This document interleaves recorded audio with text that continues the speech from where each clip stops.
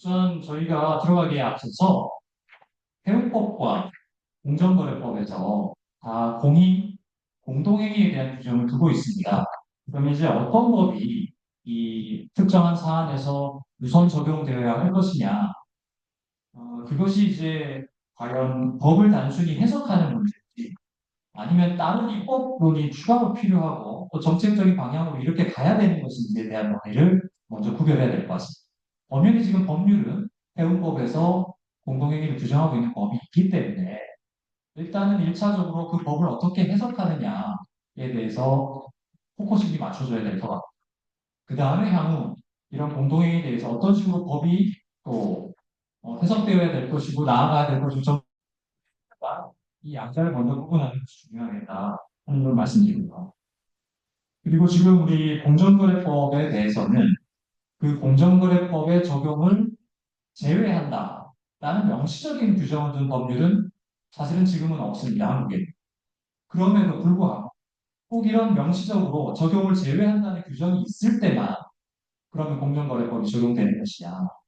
아니면 법률의 내용을 실질적으로 해석하고 살펴봤을 때 그 문구들을 체계적으로 해석했을 때 과연 이 경우에는 공정거래법의 적용이 후순위고 우선 개별법 및 우선적으로 적용될 수 있는 경우는 없느냐. 저는 당연히 이 후자가 가능하다라고 보고 싶고 또 많은 법학자들이 그게 가능하다라고 주장하고 있습니다. 그래서 반드시 공정거래법의 적용을 배제한다는 명시적인 규정이 없어도 그 법의 문건이나 또 법의 체계적인 해석을 통해서 별도로 공정거래법보다는 우선되는 법이 나올 수 있다는 것을 전제로 저희가 말씀을 또 드리겠습니다. 그리고 이제 우리 공정거래법에 보면 과거에 이제 공정거래법 58조에 법령에 따라서 이제 뒤에서 자세하게 설명드리겠습니다만 정당한 행위의 경우에는 공정거래법이 적용되지 않을 수 있다라는 적용 제외 규정을 두고 있습니다. 이 과연 이 조항의 성격이 무엇이냐? 이런 경우에 이 법 그 적용을 제외하는 공정거래법 조항에 대해서는 판례가 이러이러한 경우에 이렇게 해석해야 된다 하는 법리를 일부 낸 것도 있고요. 그리고 이 해석에 관해서 여러 학계의 논의들이 있습니다. 그러나 지금 오늘 말씀드리는 이 해운법처럼 보다 명확하게 공동행위를 허용하고 있는 개별법이 있을 때 이 구공정거래법 58조가 어떻게 해석돼야 되는지에 관해서 아직까지 판단된 선례는 없습니다. 이어서 그럼 그 기존에 아까 그 말씀드렸던 그 공정거래법 58조를 해석한 판례들은 이 사건에 그대로 적용이 되면 안 되겠죠. 새로운 이 해운법과 같은 법령이 있을 때 이 공정거래법 58조를 어떻게 해석할 것이냐에 대해서는 새로운 고민이 좀 필요한 것입니다. 법원에서도. 근데 그게 뭐 어디 하늘에서 뚝 떨어지는 논리가 필요한 것이 아니고요.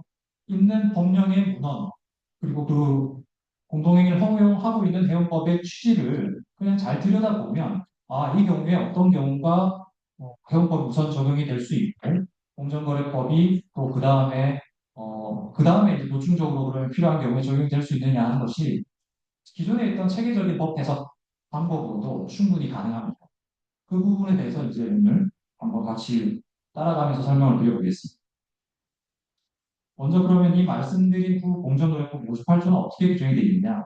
대법원 판례에서도 사실은 그 핵심적인 취지가 지금 원심에서 이 구공정거래법 58조에 따라서 한번 뭐 판단을 해보라는 겁니다. 대법이 어떻게 적용이 되느냐 관계없이. 그럼 결국은 구공정거래법 58조는 사업자 또는 사업자 단체가 다른 법률 또는 다른 법률에 의해서 명령에 따라서 행한 정당한 행위일 때는 공정거래법을 적용하지 않는다 하는 여기서 이 정당한 행위의 개념 이게 무엇이냐에 대한 해석으로 이제 어떻게 보면 귀결될 수 있을 겁니다. 이 정당한 행위라는 게 워낙에 불확정성인 개념이고 개방적인 규정이다 보니까 여기에 이제 우리 아까 말한 판례도 있고 또 지금과 같이 개별 법령이 있는 경우에는 새로운 체계적인 법 해석을 통해서 이 부분을 이제 채워야 되는 것이죠. 그럼 이제 어떤 체계적인 법 해석을 통해서 이 정당한 행위를 채울 수 있을 것이냐. 첫 번째는 이 공정거래법 58조가 갖는 성격입니다. 적용 제외를 규정하고 있는 규정으로서는 이 공정거래 58조가 어떻게든 일반법에서 들어갔습니다. 그러면 어떤 개별 법령에서 이건 허용된다. 공정거래법에서 금지하고 있는 것을 별도로 허용한다는 규정이 있다면 그건 어떻게 보면 특별법적인 성격을 갖는 것이죠. 우리가 통상 일반법과 특별법이 있을 때는 특별법을 우선적으로 적용한다는 그 대법 원칙이 있지 않습니까? 이 사건에서도 그 원칙을 적용할 수 있겠다. 그렇다면 해운법에서 공동행위를 허용하고 명시적으로 허용하고 있다면 공정거래법을 적용을 배제한다는 명시적 규정이 없다 하더라도 일반 특별법 법리에 따라서 우선 특별법인 해운법이 적용될 수 있을 것이다. 이게 상식적인 법 해석의 원칙입니다. 그리고 두 번째로는 이 일반법 성격을 갖는 공정거래법 이 58조는 앞서 본 그 58조는 이제 법률적으로 적용이 돼야 되는 것이죠. 통상적으로 이런 일반적인 성격을 갖는 규정들은 특별법, 일반법의 법리가 아니더라 하더라도 다른 규정에서 좀 더 구체적으로 규정하고 있는 경우가 아닌 그런 규정이 없는 경우에 보충적으로 적용하는 것이 또 법 체계적인 해석의 대원칙입니다. 그래서 이 경우에도 이제 그 두 가지 특별법과 일반법 또 보충적 적용의 원칙의 어떤 큰 틀을 가지고 해석을 하며 개별법에서 과연 우리 해운 선사, 특히 전기선사들의 공동행위를 허용하고 있는 취지의 법령이 있느냐. 이게 이제 첫 번째로 검토가 돼야 되는 것이고, 두 번째로 만약에 해석에서 또 추가적으로 공백이 있는 부분들이 있다면 거기에 따라서 이제 공정거래법 58조가 채울 수 있는 부분들을 채우고 정당한 행위인지를 다시 한번 거기서 또 정당한 행위가 아니라고 판단됐을 때 결국은 이제 공정거래법이 적용되는 이런 논리적인 순서로 이 사건의 공동행위가 해석되고 적용되어야 되는 것이다. 라는 것이 일단 기본적인 어, 법 체계적인 해석이라고 볼 수 있겠습니다. 사실은 해외 같은 경우에는 이런 공동행위에 대해서 경쟁법이 적용이 될 때 아주 개별 법령을 명시적으로 만드는 경우들이 있습니다. 미국 같은 경우에는 그 농업 분야, 노동 분야, 보험 분야 이런 부분들에 대해서는 개별 법을 아예 만들어서 적용 제외 조항을 두는 방식으로 깔끔하게 해결하는 측면이 있습니다. 예를 들면 1900, 오타가 22년도에 캠퍼볼스테법을 제정을 해서 농산물 생산자에 대해서는 아예 공동행위를 허용한다. 그래서 현원법이라는 게 이제 그 미국의 공정거래법인데요. 그 법의 적용을 면제하는 조항을 뒀고요. 같은 취지의 법률들이 26년, 37년 추가로 이렇게 제정이 되면서 이런 부분들을 명확하게 만들었던 적이 있습니다. 그리고 미국의 클레이튼법 역시 미국의 이제 공정거래법, 불공정거래 행위 규정하는 법령인데요. 여기에 대해서도 마찬가지로 노동조합의 활동에 대해서는 법 적용을 제외한다는 경문의 규정을 두는 법령들이 별도로 만들어져 있습니다. 그래서 이런 개별법을 두고 있는 구조이고요. 일본의 경우에도 개별법의 어떤 적용 제외에 대해서 개별법을 통해서 문제를 해결하고 있는데 사실 이런 부분들은 저희가 나중에 입법론적으로 한번 고민을 해볼 수 있는 부분인 것 같습니다. 한국의 공정거래법은 왜 이렇게 그럼 지금과 같은 규정을 두게 됩니까? 처음에 한국 공정거래법에서 아까 일반법이 공정거래법 58조를 도입할 때는 일본법의 규정을 참고한 것 같습니다. 1980년대 공정거래법을 제정할 당시에 그때는 조항에 특별법을 제정해서 공정거래법 적용을 받지 않는 법률을 구체적으로 지정하도록 하는 규정을 그 2항에다가 두고 있었습니다. 그런데 이제 공정위가 경쟁당국이 당시에 그런 개별 법령들을 그러니까 공정거래법이 적용이 면제됩니다라는 조항을 두는 개별 법령들을 만들지 않았던 거죠. 그러다가 슬그머니 그냥 이 2항이 삭제되는 것입니다. 그래서 지금같이 좀 애매한 정도의 규정이 우리나라에서는 적용이 되고 있는데 그래서 이게 저희들한테도 어떻게 보면 혼란을 주고 있고 또 특히 공정거래법을 적용을 제외한다는 규정을 두고 있지는 않지만 다양한 공동행위를 허용하는 규정을 갖고 있었던 개별 법령들은 또 존재를 했었는데 그게 공정위에서 어떤 시점에 이제 카르텔 일괄 정리법으로 한번 그런 법률들을 다 이제 삭제를 했습니다. 말하자면 정리를 한번 한 거죠. 그런데 그 시점에도 해운법만큼은 그 카르텔 일괄 정리법에 따라서 어, 그 효력이 사라지지 않고 여전히 지금처럼 공동행위를 허용하는 규정을 그대로 남겨두고 있습니다. 이런 역사적인 영역은 사실 해운법에 있어서는 굉장히 중요한 의미를 갖는 것이기 때문에 이런 그 공정거래법에서 조용제외 규정을 두고 있었던 히스토리와 함께 저희들이 이 해운법 29조의 공동행위를 허용하는 규정이 그럼 왜 지금까지 이렇게 남아있게 됐느냐에 대해서는 이 영역만 보더라도 그 필요성을 인정한 것이다라고 해석을 할 수가 있는 것입니다. 앞서 부 공정거래법 58조를 해석한 법원의 판례가 있다라고 제가 말씀드렸습니다. 그런데 이 판례들은 지금 해운법처럼 명시적으로 공동행위를 허용하는 규정을 둔 사례들이 아니었습니다. 그래서 법원이 어떤 판례의 해석을 기준을 남겼는데 대표적으로 이 대한법무사회 사건 같은 경우를 예를 들어서 설명을 드리면 법무사가 과거에 어떤 식으로 집단 등기 사건을 수임을 했었느냐면 특정 수임 법무사를 하나 선정해서 여기서 사건을 하도록 하고 그냥 몰아준 거죠. 그리고 그 법무사로부터 이제 특별회비 명목으로 그 수임액의 어떤 실 내지 한 50% 가까이를 받아서 다른 법무사들한테 이제 뿌려주는 구조로 했던 거죠. 그러니까 어떤 사건을 수임할 때 이 지방 법무사회에서 이번 사건 당신이 그냥 혼자서 해. 이렇게 아예 지정을 해준 겁니다. 일종의 어떻게 보면 사업자 단체 행위에 해당되는 공동행위 성격을 하고. 그런데 이 법무사의 행위는 구공정거래법의 58조에 따라서 공정거래법 적용이 제외된다라고 판단하지 않았던 거죠, 법원이. 이거 잘못된 거고 공정거래법 적용돼라고 판단한 거죠. 왜냐? 이 관련된 규정들이 공동행위를 허용할 수 있다라고 규정하고 있는 것이 아니라 단순히 뭐 부당한 사건을 위촉하고 유치하는 행위를 금지한다. 또는 성실 의무, 품위 유지 의무가 있다. 또는 회비 분담의 의무가 있다. 뭐 이런 식의 어떤 행정적이거나 다른 추상적인 규정들에 기초해서 이 법무사회가 이 업무들을 했기 때문에 그건 공동행위를 허용하는 규정이 아니야라고 법원이 봤던 겁니다. 그리고 또 다른 행위로는 법인세법과 관련해서 또 공정거래법 58조를 법원이 해석한 판례가 있는데요. 통상 우리 세법상의 부당행위 예상 부인이라고 해서 부당지원 사건처럼 이제 어떤 내부 거래할 때 세법상 가치평가를 어떻게 해야 되는지 이거를 규정해둔 세법이 있습니다. 이제 그 사업자가 그 세법에 따라서 자기는 행위를 했는데 왜 또 부당지원이나 이런 걸로 문제를 삼느냐.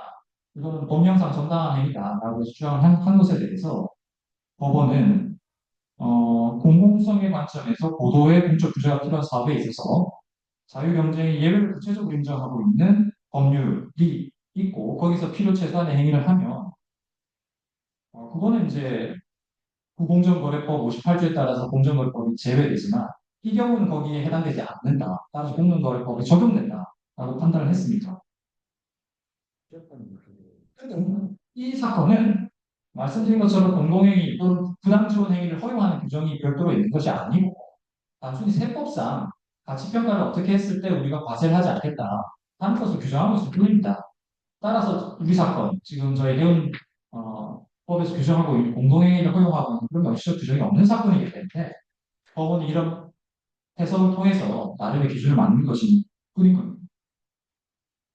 그렇다면 우리는 지금 해운법에서 공동행위를 명시적으로 허용하고 있기 때문에 기존의 이런 대법원 판례들의 선례들이 공권에 그대로 적용될 수는 없고 이것을 어떻게 하면 해운법이 있는 이런 특별한 사정에서 또 가져와서 적용을 할 수 있을 것이냐 하는 것에 대한 고민이 이제 필요한 것이죠. 보시다시피 해운법 29조는 외항하물 무소사업자가 운임, 선박 배치, 화물의 적재, 그 밖의 운송 조건에 관한 계약이나 공동행위를 할 수 있다고 규정을 하고 있습니다. 이런 규정을 두고 있는 유일한 해운법이기 때문에 여기에 대해서 그러면 공정거래법 58조와 어떻게 조화롭게 해석을 할 것이냐 하는 것이 문제가 되는 것이죠. 그래서 제가 생각하는 또 학계에서도 많이 주장하고 계시는 합리적인 접근 방식은 다음과 같습니다. 첫 번째, 뭐 법령상 근거가 있는지는 분명히 봐야 되겠죠. 우리는 해운법이라는 근거가 근데 있습니다. 공동행위와 관련해서는. 좋습니다. 해운법이 있고요. 그럼 그게 1단계. 그럼 2단계, 그 법률에서 과연 공정거래법이 적용되는지에 대해서 어떻게 규정하고 있는지를 먼저 봐야 되겠죠. 아까 말씀드린 판례들은 공동행위를 허용한다는 규정이 없었고 다른 추상적인 규정들의 기초에서 행위를 한 것이지만 해운법은 명시적으로 공동행위를 허용하는 규정이 있으니까 이거부터 봐야죠. 법률에 명백한 규정이 있으니까 이 규정을 먼저 보고 그 다음에 이런 규정에서 만약에 빠진 부분이 있거나 여기에서 적용이 안 되는 부분이 있다면 다시 그러면 아까 말씀드린 법원의 판례에 따라서 법 58조의 어떤 여러 가지 법리를 검토해서 정당한 행위에 또 해당이 되느냐, 행법상 취지에 맞는 행위였느냐, 그걸 또 한 번 더 보면 되는 거죠. 이것저것 다 아니더라고 할 때는 결국은 공정거래법이 적용되는 이런 1, 2, 3, 4단계 구조로 가야 되는 것이 큰 원칙이다. 이게 조금 더 설명을 드리면 1단계에서 법령상 근거 있는지 여부에 대해서는 뭐 거듭 말씀드린 것처럼 해운법에 근거가 있으니까 해운법에 따라서 그러면 어떤 경우에 적용이 제외되는 제가 모두에 말씀드린 것처럼 아예 공정거래법 적용이 제외된다라는 명시적 규정이 있으면 좋겠지만 그런 규정이 없다 하더라도 법률에서 공동행위를 허용한다는 규정이 있고 거기에 대해서 해수부에 여러 가지 조치할 수 있는 관할 권한에 대해서 규정을 두고 있고 그리고 또 경우에 따라서 공정위에 이런 경우에는 공정위 우선적으로 통지하고 이런 절차를 규정하고 있다 그러면 이건 누가 봐도 해운법에서 공동행위를 사업자들한테 허용하고 거기에 대해서 해수부가 관할이 있다는 점을 전제로 한 것이다 라고 해석할 수 있다. 2단계에서 끝나야 된다는 거죠. 그리고 만약에 혹시라도 뭐 백고 양보해서 거기서 어떤 특정한 행위는 약간 뭐 절차적인 부분들이 미흡한 거 아니야? 또는 여기까지 지금 병법이 인정하고 있는 게 맞아? 아니면 이 부분까지 배수부가 다 보고 있었던 게 맞아? 라는 부분이 있다 하더라도 그 해운법에서 규정하고 있는 여러 가지 취지에 맞춰서 사업자들이나 배수부가 계속 관할하고 있는 부분들이 있다면 그건 또 아까 그 법원의 판례에 따라서 보충적으로 공정거래법 58조에 따라 정당한 행위로서 해석될 수 있는지 볼 수 있을 것 같아요. 그 과정이 다 거쳐지고 나서 정당한 행위가 아니라고 하면 그때 이제 공정거래법의 여러 가지 요건들 그때 그것도 다시 요건들을 따져봐야 되겠죠.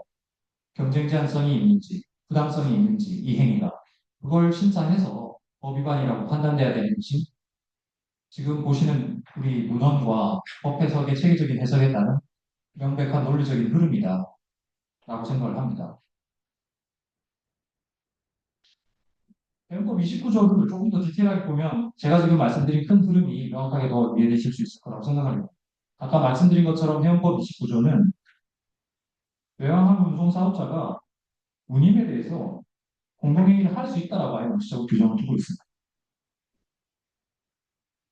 그리고 다만 협약에 참가하거나 탈퇴하는 것을 부당하게 제한하는 거거나 해서는 안 된다. 즉, 이 해운의 공동행위를 누군가가 나가서 배신행위를 한다든지 이탈한다든지 하는 것을 막지는 마라. 공동행위를 하되 자유롭게 하고 또 그걸 안 한다고 해서 그거에 대해서 페널티 주지 마라. 그것만 다 규정하고 있습니다. 할 수 있는 것과 할 수 없는 것에 대해서 명확하게 규정하고 있습니다. 이런 거고. 그리고 이게 그 단순히 이런 식의 해운법에서 규정하고 있는 내용은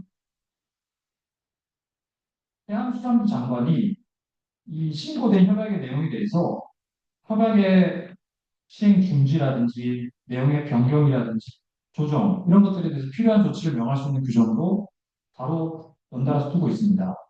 그리고 밑에 이제 단서로 이런 행위에 대해서 사고에 해당하는 경우에는 공정거래위원회에 통보할 수 있다 하는 조항을 두고 있습니다. 먼저 이 본문에 관한 내용에 관해서 보면 이 5항의 본문의 내용은 뭐냐면 부당하게 운임이나 요금을 인상하거나 문화항 횟수를 줄여서 경쟁을 실질적으로 제한 해수부가 조치를 할 수 있다는 권한을 두고 있는 즉 부당 공동행위라는 전형적인 어떤 경쟁법 사안에 대해서 예외적으로 이 사건 해운법은 해양수산부 장관한테 그 권한을 부여하거든요.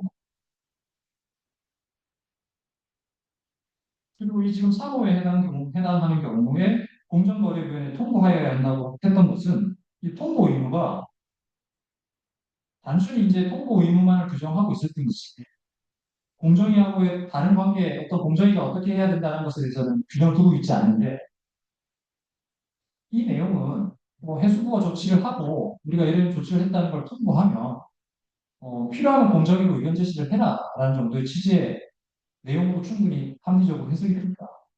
그게 과거에 다른 이제 공정거래법에서 규정두고 있는 경쟁 제한적인 법령을 어떤 타 부서에서 만들 때 법령 제정에 대해서 공정위하고 협의해라라고 두고 있는 공정거래법 120조의 그 규정 취지하고 형식이나 문구가 비슷하기 때문에 이 경우도 마찬가지로 통보를 하면 공정위가 나서서 해수부의 그 어떤 권한을 오버라이드해서 뭔가 조치를 취할 것이 아니라 필요하면 해수부한테 이런 부분들에 대해서는 우려가 있다든지 이런 부분들은 적절했다든지 그래서 의견을 제시하라는 취지의 조치를 위해서 마련된 조항으로 충분히 합리적으로 해석된 조항입니다.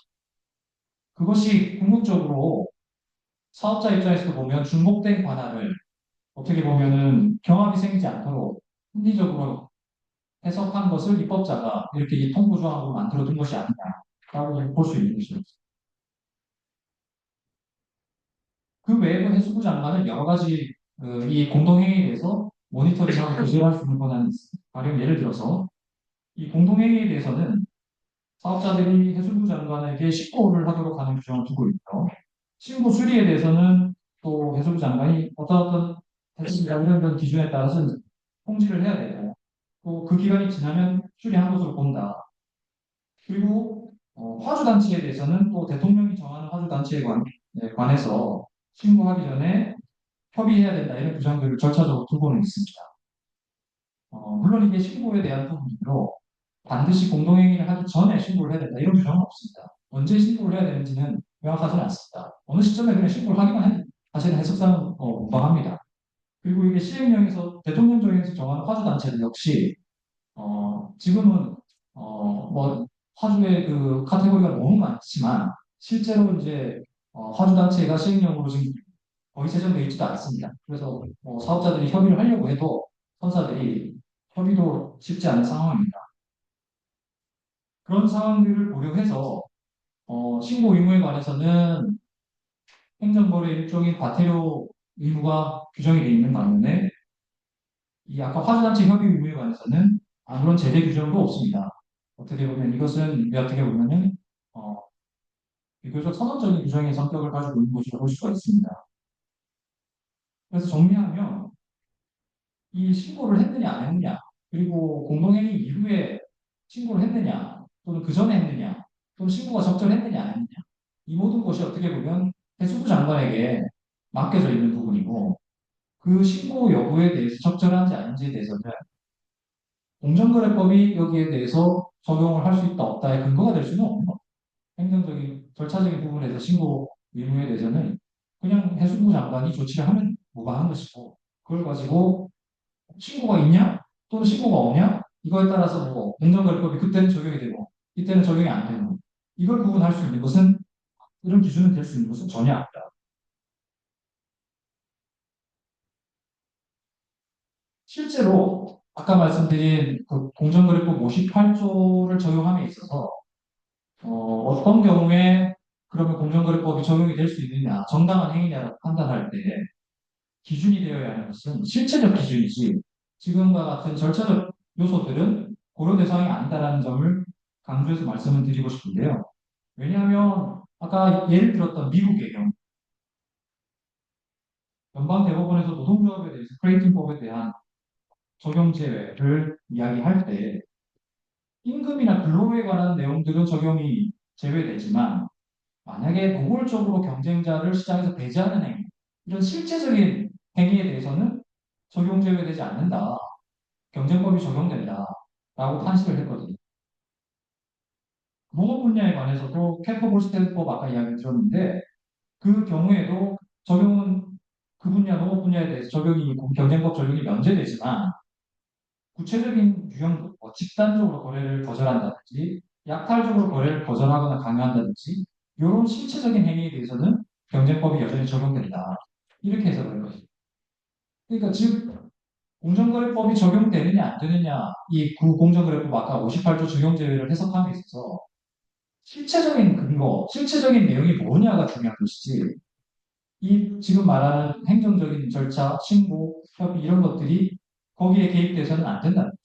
그래서 원고는 정리하면 우리 정비선사들은 해운법에서 허용하고 있는 공동행위를 했다.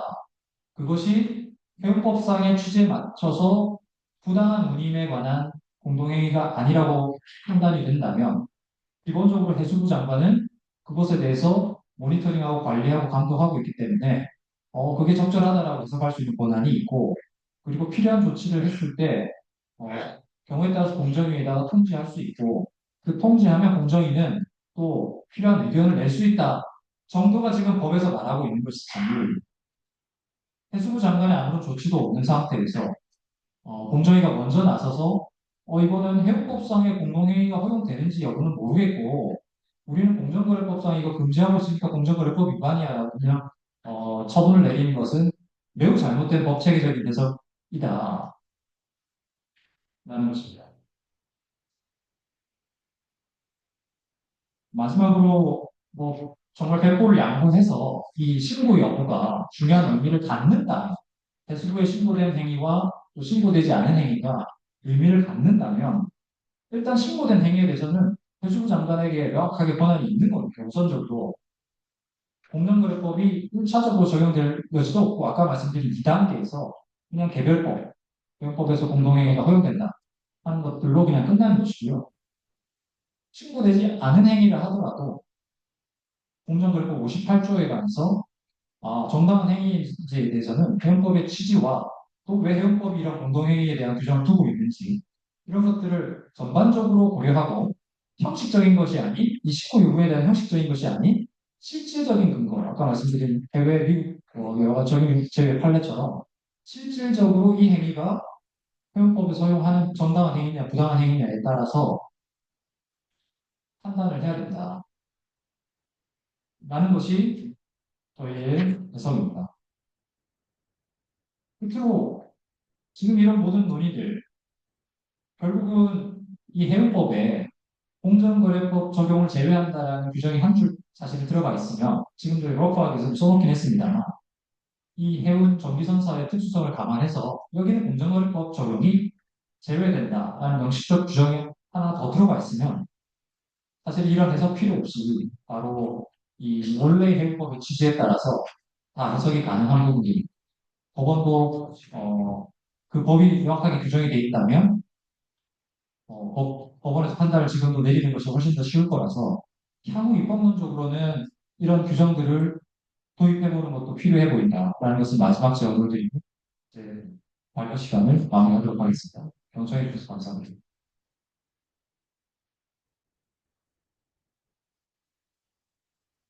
우선 감사드립니다. 이어서 한국해운협회 양창호 상분부회장님께서 해운 공동행위에 대한 해운업계 의견에 대해서 발표해 주시겠습니다.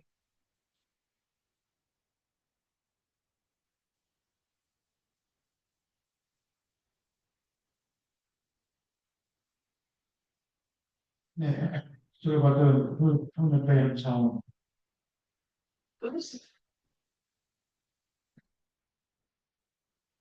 대법원 최근 판단한 내용을 보면 크게 두 가지죠. 하나는 해양수산부의 신고되지 않은 공정행위에 대해서는 해양법과 공정거래법 적용에 무슨 저촉이 있다고 보더라도 해양수산부와 공정거래위원회 모두 문제 권한이 있다고 해석이 가능하다.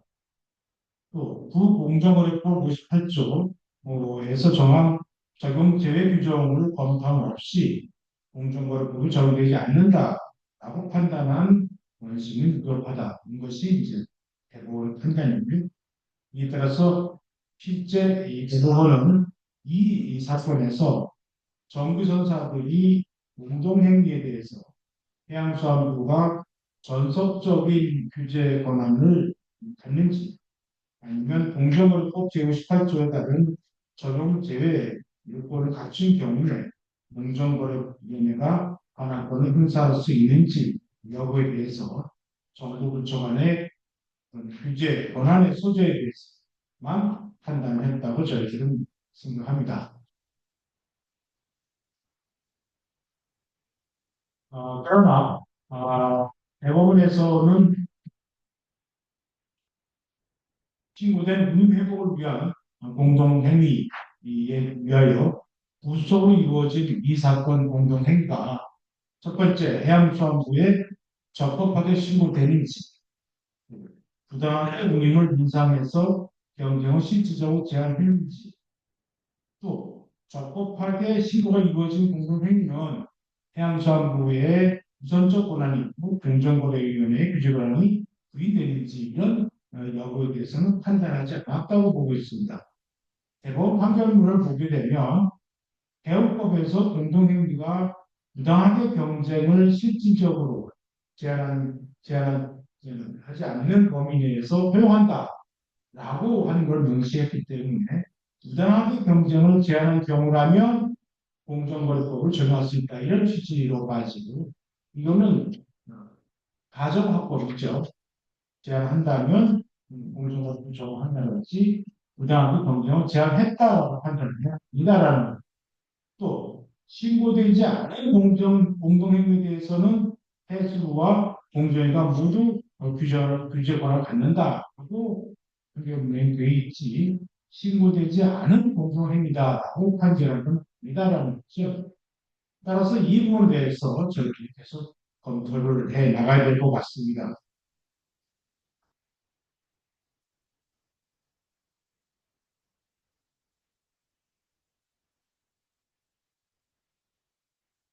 특검의 비율은 이 사건을 조사함에 있어서 다음 사항들을 충분히 고려하지 않았다라고 저희는 지금 보고 있어요.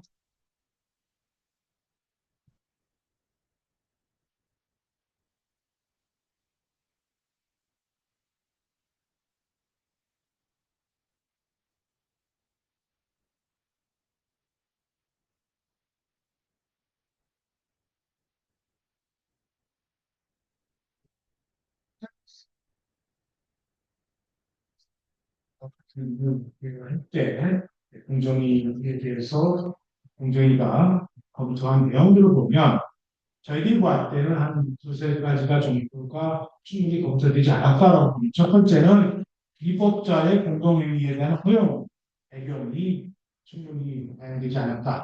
또 두 번째는 실질적인 경쟁 제한 여부에 대한 입증이 부재하다. 그리고 세 번째는 실제 신고된 범위 내에서 공동행위가 이루어졌다라고 하는 부분에 대한 검토. 아까 봅니다. 첫 번째, 입법자의 선사간 공동행위 허용 배경부터 말씀을 드리겠습니다. 해운법상 공동행위 허용은 기본적으로 수출업체의 무역을 증진시키기 위한 것이었지 이것이 해운업자의 이익을 보장해 주자고 이 법을 만든 건 아닙니다라고 했죠. 왜 굳이 선사들의 공동행위를 허용해 주는 걸 해운법이라는 데를 통해서 만들었을까? 그리고 해운법이 왜 국제규범, 라인업 구조하는 국제규범에 의해서 만들어졌을까? 라고 하는 큰 뜻을 본다면 그거는 각국이 행하고 있는 무역을 증진시키기 위한 것이었지 무역을 증진시키기 위해서 많은 배가 들어오도록 하기 위해서 공동행위를 허용해 주는 것이지 해운업자들만 배불리 이익을 얻기 위해서 이 법을 누가 봐도 아니지 않습니까? 그래서 결국은 이 해운법상 공동행위 허용에 대한 입법자의 허용 배경을 정확히 이해를 해야 되는데 즉 선사 간의 동맹을 허용하는 것은 무역에 필요한 정기적이고 효율적인 정기선의 발전을 촉진하기 위한 것이고 이것이 곧 세계 해상 무역 확대를 증진시킨다는 것이 우리나라 마이너버드의 기본 정신입니다. 즉 정선사 간의 공동행위를 통해서 안정적인 항로 서비스 확대가 국민 경제에 도움이 된다고 보는 거죠. 실제로 무역협회라든지 중소기업중앙회, 전경련, 통합물류협회, 보호협회 대부분 선사들이 공동행위에 대해서 피해를 본 것이 없다라고 입장을 발표한 것도 실은 이 공동행위가 사라지게 되면 접근 문제가 생기기 때문에 그렇습니다. 즉, 공동행위가 사라지게 되면 과당 경쟁을 통해서 추회 경쟁을 하게 되고 선사 간의 선사 수가 감소하게 되고 선사 간 경쟁이 줄어들게 되면 결국은 정부선 서비스가 줄고 정부선 시장이 독점화될 것을 그로 인해서 화주들이 수출하는데 많은 그 불이익이나 경쟁력의 저하를 가져올 것이 뻔하기 때문에 그렇다는 거죠.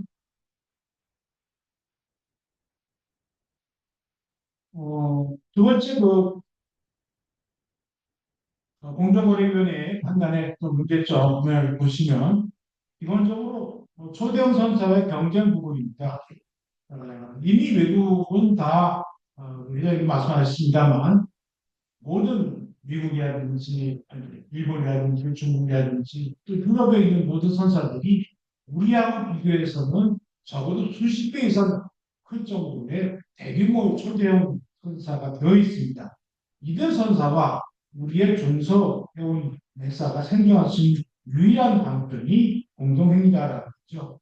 초대형 외국 선사에 의해서 세계 정유선 해운 산업은 이미 고도 집중 상태, 과점 상태에 놓여 있습니다.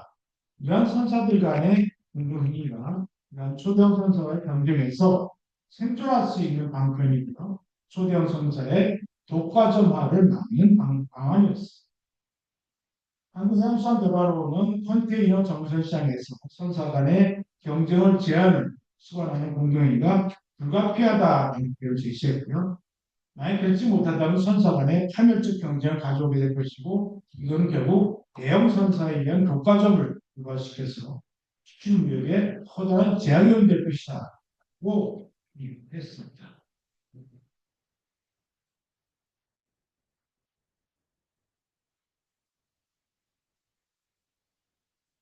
국내 선사와 글로벌 선사 간의 격차를 표에서 보다시피 세계 1위 선사인 MSG 같은 경우는 660만 TU고요. 2위 선사인 머스크 선사는 450만 TU입니다. 그런데 우리나라 근해 선사 10개 선사를 다 합쳐도 50만 TU가 되지 않습니다. 개별 선사를 보면 수십 배 차이가 난 거죠. 이러한 국내 선사들의 공동행위는 이러한 초대형 선사들과 경쟁하면서 어쩔 수 없이 불가피한 선택이다라는 것을 말씀드립니다.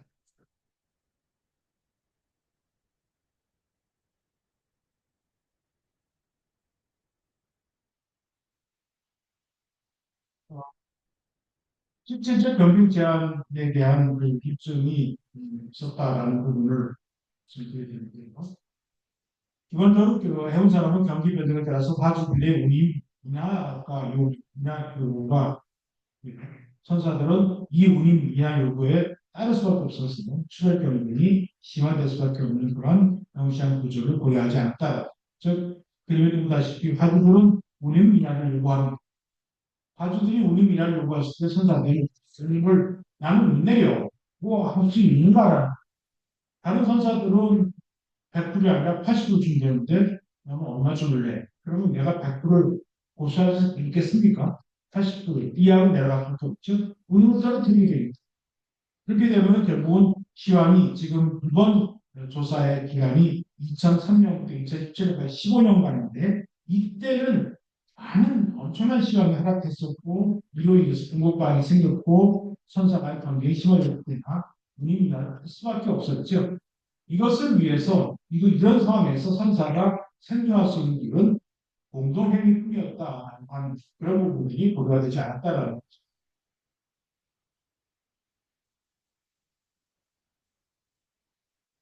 또 화주와의 그 운임 계약은 저희 사적 비밀 계약, 서비스 컨트랙트, 저희 미신해운법에 의해서 사적 비밀 계약으로 유지되고 있죠.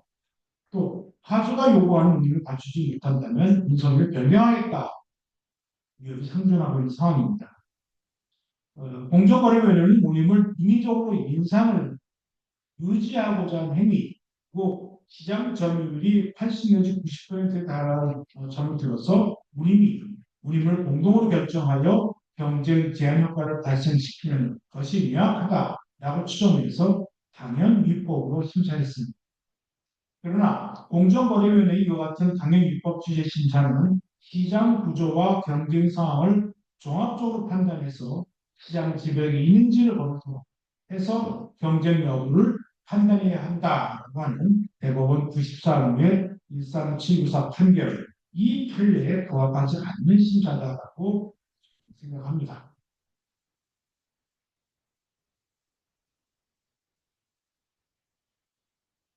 조사 대상 기간이 2003년부터 2007년까지인데 이 15년 동안 거래형 시장은 공급 과잉 시장이었어요. 적어도 30% 가까운 공급 과잉 시장이었어. 정비선서가 운임 협약에도 불구하고 화주가 원하는 낮은 수준의 운임을 제시하지 못하면 운송 계약을 따낼 수 없는 그런 구조였습니다. 이 15년 기간 중 대부분은 선박 공급 과잉 시장에서 선사들 간의 운임 결정이 있어서 화주들에게 공정한 거래가 촉구되던 오히려 그런 시기였습니다. 그래서 해양수산부도 선사들이 정부선 서비스의 유지를 하기 위해서 선사들 간의 마이너스 운임 같은 과당 경쟁을 방지해라 하는 정책을 세울 정도였습니다. 공정거래는 위와 같은 사실을 다수의 피싱 진실로부터 확인까지 하고도 오히려 선사들이 소비자, 즉 파주에게 피해를 발생시켰다, 경쟁 질서를 저해했다고 하는 공동회의에 사안을 심사했습니다. 기본적으로 우리가 부담성, 경쟁 제한성 얘기를 하는데 경쟁이 제한됐는가라고 하는 부분에서 해운법에서는 해운법 27조 5항 3호에는 부당하게 운임을 인상하는 경우라는 부당성, 즉 운임을 부당하게 인상했는가라는 걸 따져보는 게 부당성입니다. 그러나 공정거래위원회, 공정거래법상 부당성이라고 하는 것은 운임을 담합하는 자체가 부당성입니다. 즉 공동행위를 했다는 자체가 부당하다라고 하는 당연히 법의 부당성인데 개헌법상 부당성은 운임을 부당하게 올렸는가라는 걸 입증해야 되는 겁니다. 그 운임을 부당하게 올렸는가라는 걸 입증해야 되는데 그 부분을 입증하지 않았고 당연히 법으로 처리한 거죠. 이 뒤에 표를 보시면 이거는 저희가 맺는 게 아니라 공정거래위원회가 우리 선사들 임직원들을 다 불러가지고 신문하는 내용들을 정리한 겁니다. 거기에 당신들은 운임을 어떻게 결정합니까? 라고 물어보게 돼요. 즉 운임 협약을 맺었으니까 운임 공동행위에 따라서 운임이 결정되는가? 라는 걸 확인하고 싶었겠죠. 여기에 물어본 내용 중 빨간 불처럼 것들을 제가 몇 가지 좀 읽어보면요. 대부분 하주가 알려주어서 대형 하주들이 알려줘서 하주에게 물어봐서 체크했습니다. 하주를 통해서 알게 됐습니다. 하주들이 전하는 운임 수준도 결정했습니다. 하주들이 이야기하는 다른 선사의 운임을 위해서 결정됐습니다.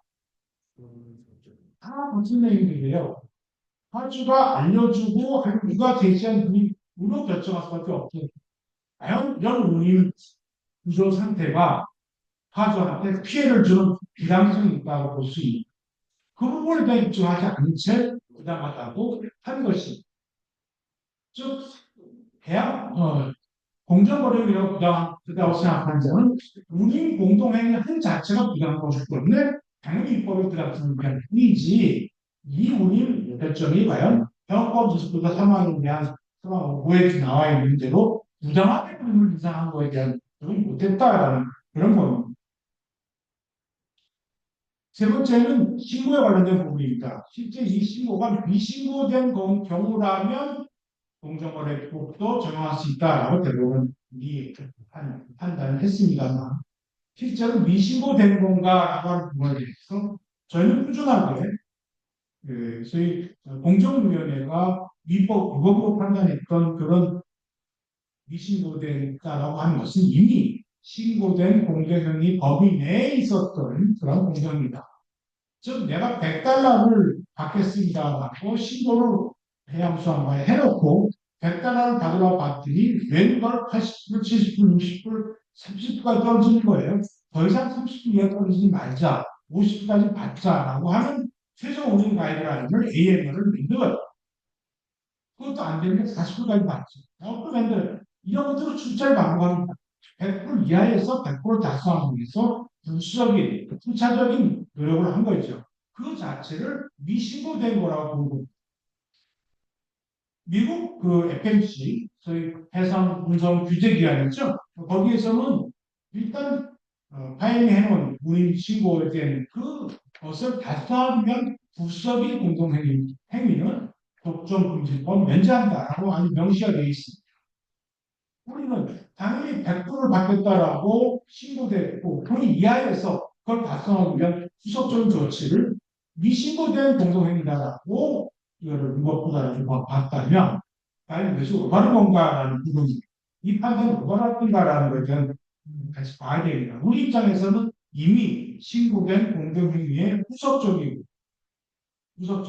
그런 부속적인 합의였다라고 보고 그것이 122차례의 신고였습니다. 해양수산부도 이 122차례 부속적인 협의는 신고 대상이 아니다라고 유권 해석을 내렸습니다.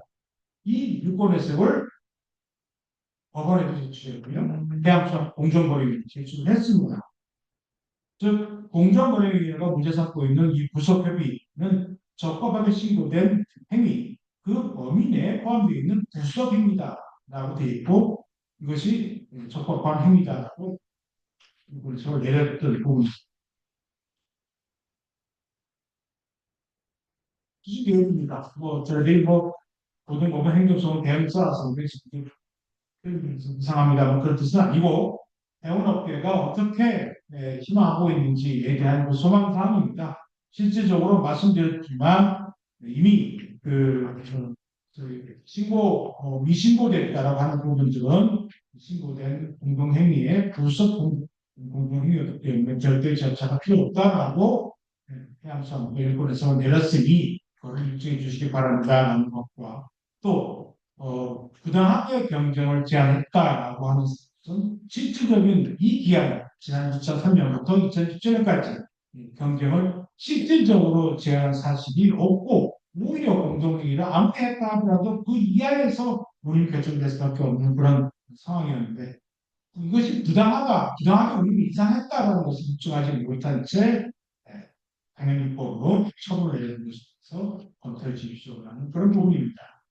다시 말해서 대법원에서 이번에 판시한 미신고되어 있다면 부당하게 운임을 경쟁했다면 공정거래법을 적용할 수 있다고 되어 있지만 이 두 가지는 모두 우리가 판단할 때는 부당하게 운임을 인상한 적이 없고 미신고된 건 다 신고된 범위 내에 있었으니까 결국은 뭐예요? 다시 이것을 법리적으로 해운법상 정당한 공정행위였다는 것이 밝혀지기를 저희는 합니다.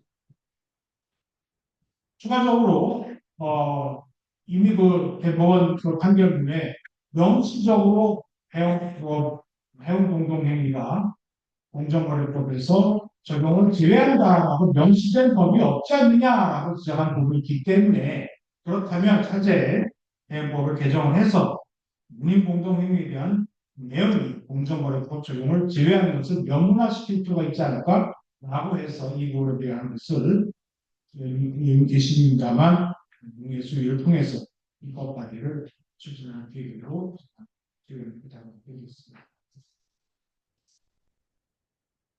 예, 해운업계는 여러 번 말씀드립니다만 해운업계 경쟁 강화는 이 경제의 중요한 부분 해운산업 자체가 위에 운송 인프라이기 때문에 아까도 얘기했습니다만 일본이나 중국, 대만 우리와 경쟁하는 경제국 모두 자국 무역 운송에 대한 증진을 위해서 거기 자국 항만에 들어오는 모든 해운사들의 공동행위에 대해서 어떠한 경쟁법적 조치를 취하는 게 없습니다.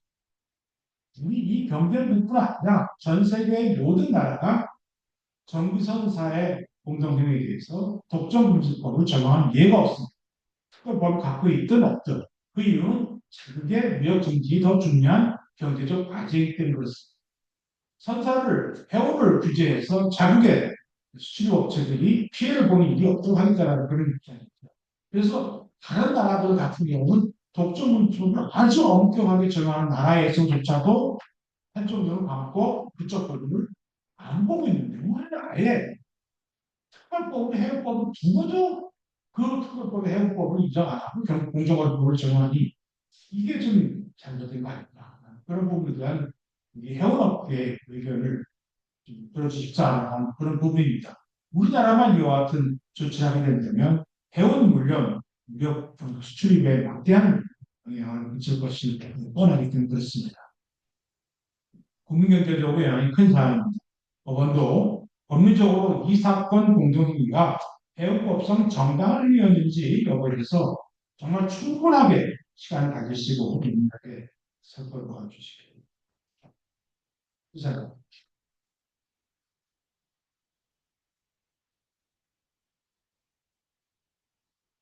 네, 유튜브 감사합니다.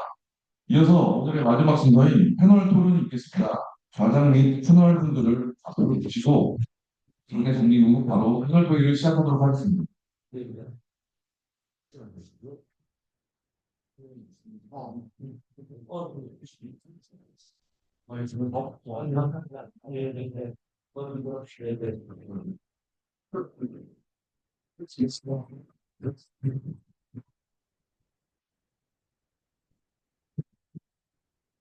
그래서 수고하셨습니다.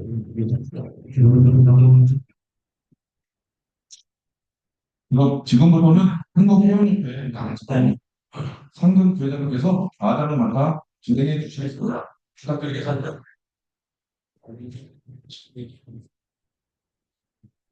네, 토론의 자상 말씀입니다. 오늘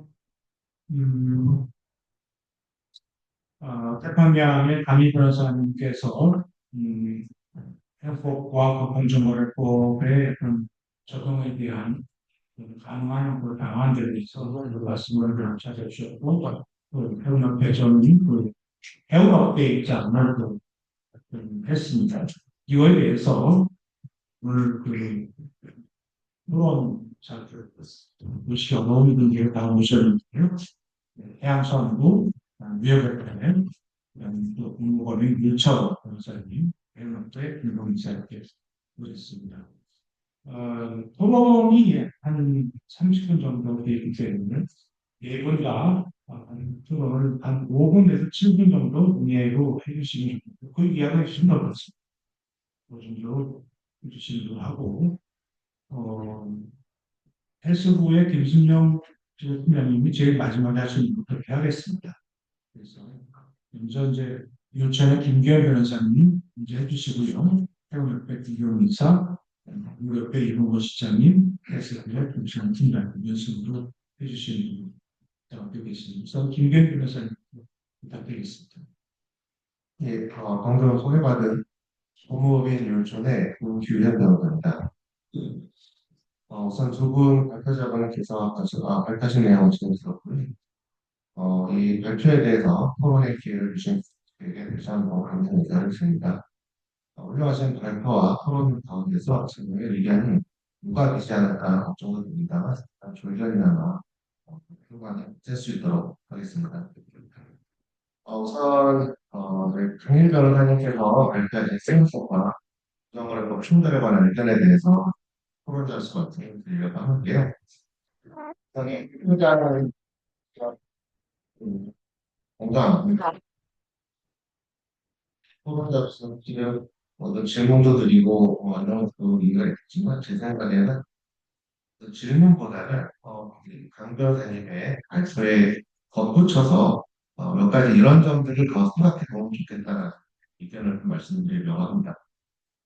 우선 해운법과 공정거래법 충돌에 관해서 적극적으로 살펴보기 전에 앞서서 저희가 다시 한번 이 대법원 판결, 그러니까 에버그린 사건에 관한 대법원 2024수 사고 사사역 판결에 대한 취지가 무엇인지를 정확히 좀 고찰할 필요가 있다는 생각이 듭니다. 다 판결이 나오고 나서 일부 언론에서는 마치 이제 사건의 방향이 이 대법원 판결로 모든 것이 다 결정된 것처럼 보도가 되기도 했었습니다만 제가 개인적으로 이 대법원 판결을 면밀하게 살펴본 바로는 대법원 판결이 모든 것을 결정하는 그런 취지의 면은 아니었다는 생각이 듭니다. 그러니까 대법원은 기본적으로 고등법원의 판단, 그러니까 그 대법원 전에 있었던 서울고등법원 2022-4374의 판결 취지가 공정거래법을 원천적으로 배제한다는 취지의 어떤 그런 판결이었는데 거기에 대해서 대법원은 해운법과 공정거래법이 동시에 적용된다고 해석될 여지도 있으니 전체적으로 다시 판단해보라라는 취지로 이 사건을 고등법원으로 돌려보낸 것이라고 생각이 되고 이 대법원이 이 사건에서 공정위의 처분의 적정성에 대해서 구체적이고 최종적인 판단을 내린 것은 아니라는 것이 저의 개인적인 해석입니다. 그리고 또한 이 대법원의 이 취지를 잘 보면 해운법과 공정거래법 간의 충돌이 있을 경우 해석의 방향에 대해서 명확한 지침을 제공한 것도 아닙니다. 따라서 제 생각으로는 이 대법원 판결이 어떤 결론을 내는 것이라기보다는 이제 새로운 다시 판단을 하기 위한 시발점을 만들어준 것이라고 생각이 들고요. 결국 이 해운법과 공정거래법의 충돌에 관한 최종적인 판단은 에버그랜 사건의 파기환송심 그리고 현재 중단되었다가 이제 진행이 되고 있는 다른 선사들의 고등법원 단계에서의 사건들이 판결이 선고되고 또 거기에 대해서 상고가 이루어져서 최종적으로 다시 대법원으로 갈 때 비로소 최종적으로 판단이 이루어졌다는 생각이 듭니다. 그래서 이 대법원 판결은 현재로서는 그 정도의 의미라는 점을 그리고 이제 또 그런 가운데서 또 이 대법원 판결에서 저 개인적으로 좀 주목하고 있는 부분이 하나가 있습니다. 어떤 부분이냐면 상시사항이 많지는 않지만 그 과정에서 보면 대법원이 신고되지 않은 공동행위라는 용어를 사용하고 있습니다. 그래서 어떤 취지냐면 대법원 판결을 보면 신고되지 않은 공동행위에 대해서 해운법과 공정거래법이 동시에 적용될 수 있는 가능성이 있다라고 하면서 신고된 것과 신고되지 않은 것을 이제 구분하고 있는데 그런데 사실 공정위의 입장을 보면 공정위는 이 해운법에 따라서 공정거래법 적용이 배제가 되려면 신고뿐만 아니라 화주단체와의 협의도 필요하다. 이 절차적인 요건이 신고와 협의가 모두 필요하다는 그런 입장입니다. 그런데 대법원에서는 이 공정거래법과 해운법의 충돌 가능성에 대한 얘기를 하면서 해운법상 요건을 갖추지 못한 공동행위라는 표현을 쓰는 대신에 단순히 신고되지 않은 공동행위라는 표현을 쓰고 있습니다. 그래서 저는 또 개인적으로는 사실은 신고조차 필요하지 않다는 쪽에 가까운 입장이지만 그거는 저의 입장이고 이 대법원의 입장을 해석할 때도 보면은 대법원 역시 이 사주단체와 협의와 신고는 좀 구분해서 보고 있는 게 아닌가라는 추측을 좀 하게 됩니다. 그래서 사실 아까 이제 강 변호사님께서 발표하신 내용 중에도 사주단체와의 협의는 제재 규정도 없다라는 말씀이 있었는데요. 그래서 이제 저희도 그 소송 과정에서 판사들 입장을 대변하면서 왜 화주단체와 협의가 요건이 되지 않아야 되는가에 대해서 얘기를 했습니다만 제가 다 법원에서 신고 부분만 규정을 전체적인 요건 불비라든지 아니면 화주단체 협의에 대해서 언급하지 않는 부분은 대법원도 화주단체와 협의라는 것은 좀 중요하지 않은 것이 아닌가라는 좀 생각이 듭니다. 역시 그 해운법에서도 화주단체 협의에 대한 제기된 언급을 그것이 어떤 운동행위의 적법성을 좌우하는 요건은 아니라고 은연중에 법원에서 판단한 것이 아닌가라는 개인적인 생각이고 이런 부분들을 앞으로 소송 과정에서 어떻게 논의가 될지 잘 지켜볼 필요가 있다는 생각입니다. 그리고 이제 그러면 이제 신고되지 않은 운동행위에 대해서 이제 앞으로 아마 고등법원 단에서 굉장히 공방이 이루어질 것으로 보입니다.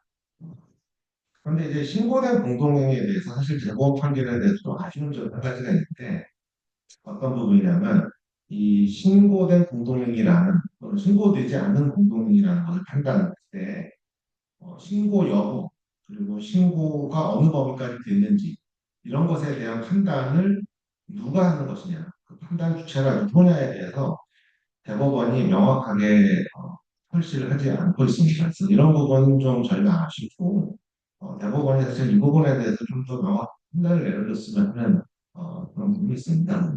여기에 대해서 제가 토론자로서 제 의견을 좀 말씀을 드리자면 이제 구공정거래법 58조 현 공정거래법상 제16조죠.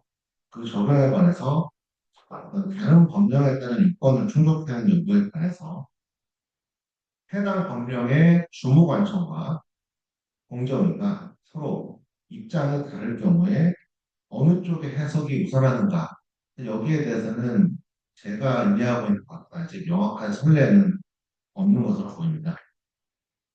그런데 그러면 이제 어떻게 보면 공정거래법 자체는 공정거래위원회가 집행을 하니까 공정거래위원회가 59법 58조 또는 신법 116조의 적용 여부에 대해서는 공정위가 판단을 하더라도 그 판단의 전제가 되는 다른 법령의 요건을 충족하였는지 여부에 대해서는 그 법령을 집행하는 소관부처의 해석이 전시되어야 되는 게 아닌가라는 생각이 들고요.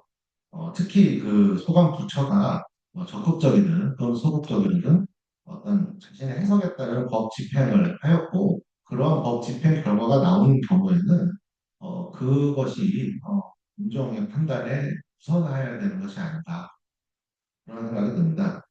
이렇게 해석을 하지 않으면 어떤 문제가 발생하냐면 어떤 법령에 대해서 이 법령의 해석과 집행에 대해서 사실은 주무관청이 별도로 있음에도 불구하고 행정부대에서 공정위가 해당 법령의 해석과 집행에 대해서 우선권 내지 사후심사권을 갖는 결과가 되고 특히 그러한 이제 행정부가 그런 법 집행을 한 경우에 이미 해당 법령에 대한 법 집행을 신뢰한 사업자들의 신뢰가 보호되지 않는 결과가 발생하는 문제가 있습니다. 이 사건의 경우에는 이제 해운법의 주무관청의 해수부가 신고가 됐는지 안 됐는지를 보는 관점, 그리고 공정위가 보는 관점이 좀 서로 충돌하고 있는데요. 행정부 내 상호 동등한 관계에 있는 해수부와 공정위 간에 공정위가 어떤 우위에 있다거나 타 부처에 우선하여 판단을 내린다 또는 타 부처의 해석을 사후적으로 심사한다라고 해석하는 것은 굉장히 문제가 있지 않나라는 생각이 들고 그런 부분에서는 이 신고 여부에 관해서 해수부의 입장이 존중되는 최종적으로 대법원의 판결이 나올 것을 향후에 기대를 하고 있습니다. 이 사건 사실은 초기부터 공정위가 해수부의 입장을 존중하고 생존 부과한 처벌 위주의 처벌 만능의 조치보다는 장래를 향한 태도라든지 시정 방향으로 어떤 기관 간 협의를 통해서 법 집행을 했었어야 하는 게 아니냐는 아쉬운 점이 있다는 점을 말씀드리고 싶습니다. 그리고 이제 양 부회장님이 말씀하신 해운 공동행위에 대한 해운업의 입장에 대해서 간단하게 말씀 드리겠습니다. 이 전기선사간 공동행위에 대해서 예외적으로 공동행위를 허용한 이 배경이 있음에도 불구하고 그 배경을 동전이가 간과했다는 이제 부회장님의 지적에 대해서 굉장히 공감하고 있습니다. 근데 이제 사실 공정위는 어떻게 보면은 일정한 한계가 있는 기관입니다. 즉 공정위는 소위 얘기하는 경쟁 주창, 시장 경쟁을 적극적으로 주장하는 기관입니다. 그래서 그 기관의 성격상 시장의 경쟁을 최고의 목표로 있는데요.